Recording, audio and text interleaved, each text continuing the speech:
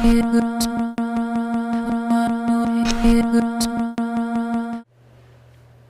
everybody, Don't Blink here again, and we're back with the second part of my first combat mission gameplay commentary for the Medal of Honor multiplayer beta. And the attacking team just took the second point, and here we are at the third point, which is up on the top of this hill in this bunker. And there is an adjoining bunker right across the way, which if the attacking team gets inside of that, they're going to be doing a lot of damage just because they begin spawning in there. It becomes a spawn point as soon as they get somebody in there. So you really got to watch that one bunker. Fortunately, it is mostly open on its top, so if you hit it with a mortar strike or a missile strike or some sort of offensive support action, you'll probably get a couple kills and stop them from spawning in there. And here I failed to take out this last guy and get taken out by his friend with the noob tube. Anyway, if you didn't watch the first part of this, I recommend doing that before continuing with this one. Just because you won't know what happened in the first part. But if you already saw that part, continue watching because the gameplay gets pretty crazy. I know I already said this, but I do die a lot, so if you don't like watching me die a lot, then stop watching. Because in this game mode, it's really hard to stay alive for any significant length of time.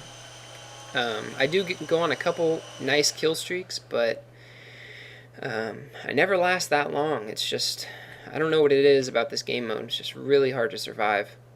But here, I kind of talked about this in the first portion of this video. But here I'm just trying to stay in their spawn and stay hidden while they all run out in front of me. Because it's very, very useful to do that. As you can see here, their tank moves up. I'm able to take their tank out, and then just watch this part coming up here. The number of people who run right past me and don't even realize I'm there is just absurd. Look at this. I saw this and I'm like, oh my god, I'm going to have a field day. And I end up getting like 6 or 7 kills. I don't even know how many. Yeah, the knifing in this game is a little bit better than Bad Company 2, but it's not great. So yeah. As you can see there, getting in their spawn and getting behind them is really, really effective just because they're not expecting people to still be there once they've captured a point. I kind of want to talk about something that happened on one of my videos, I think it was yesterday, and that is somebody left a homophobic comment calling somebody a fag. And I am not going to allow for that anymore. I'm just going to remove that comment for now.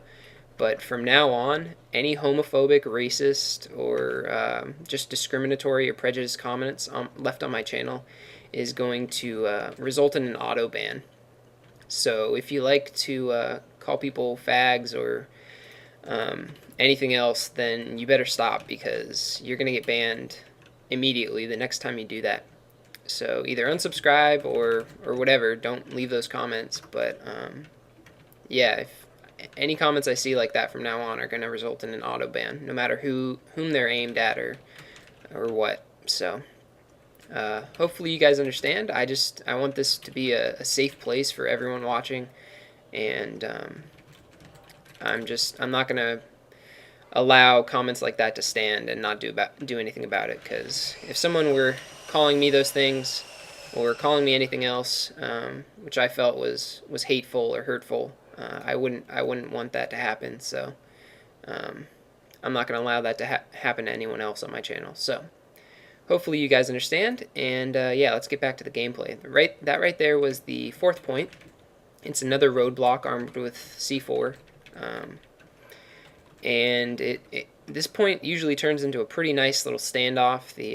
Both the defending team and the attacking team have a lot of cover and a lot of the field to play with, and it can get pretty wild with support actions in this portion of the map. Just because the attacking team usually stands outside of the outer wall, and the defending team usually stands right inside of it. So if you have a support action, you can get a lot of kills. So they took the fourth point, and now we're at the fifth point, which is they have to get into this building and get onto the second floor and detonate a charge on an anti-air gun. And once they do that, then the match is over and they win. But the thing about this point is that the fifth point is right outside, like immediately outside of the defending team's spawn. So if the attacking team is good and you're on the defending team, you might get spawn trapped pretty hard.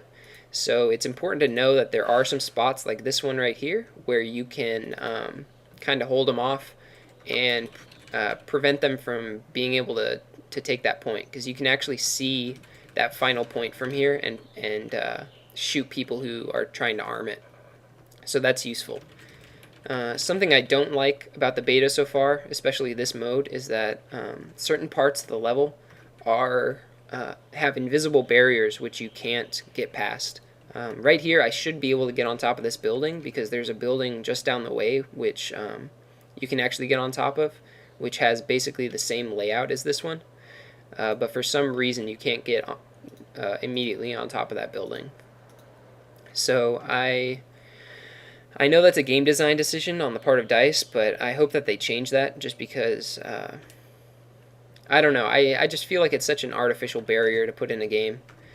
But yeah, anyway, we depleted the enemy team's tickets, and as a result we won. So you get this nice little cinematic where the insurgents look real tough and hard and stuff.